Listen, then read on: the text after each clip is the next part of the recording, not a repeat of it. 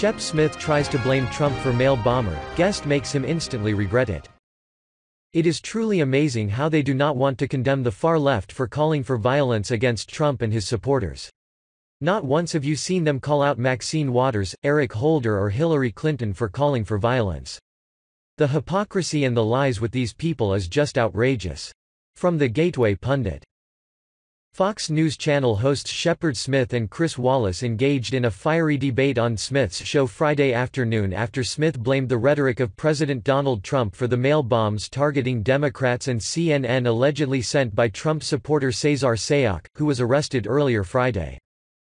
Smith opened the segment with Wallace, who was on to promote his Fox News Sunday show, by saying, "Chris, you just cannot ignore the politics of all this even if you wanted to. These are people the president has gone after rhetorically. These are people this guy targeted. He's a big supporter. It goes to the tone and tenor of the political discourse and the words that the president uses at his rallies and all the rest." Wallace replied, "You cannot hold Trump responsible just like Bernie Sanders was not held responsible for the shooting up by his supporter of a Republican gathering." Smith got defensive and kept insisting that he was not blaming Trump, and then would blame Trump, saying accusatory things like, "The rhetoric from the podium, the CNN sucks chance, the lock her up chance, it does not bring unity." Mediaite had more. Fox News' Shepard Smith and Chris Wallace got into a heated clash this afternoon over heated political rhetoric in the context of the bombs sent this week by a deranged man who, based on the stickers on his van and his social media posts, was a big Trump supporter. Wallace said earlier today that it's ridiculous to try and blame President Donald Trump or any political figure for the bombs when it's the bomber who is solely to blame. Smith, however, argued, "You just cannot ignore the politics of all this even if you wanted to." He noted the suspect targeted people who have been targets of Trump's rhetoric.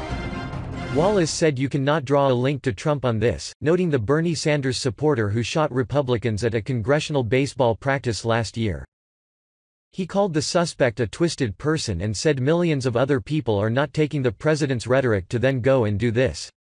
Smith shot back that the rhetoric clearly is not helpful when you consider that crazy people might get empowered. "What difference does it make, Shep?" Wallace asked. "It's a twisted individual and to hold President Trump responsible."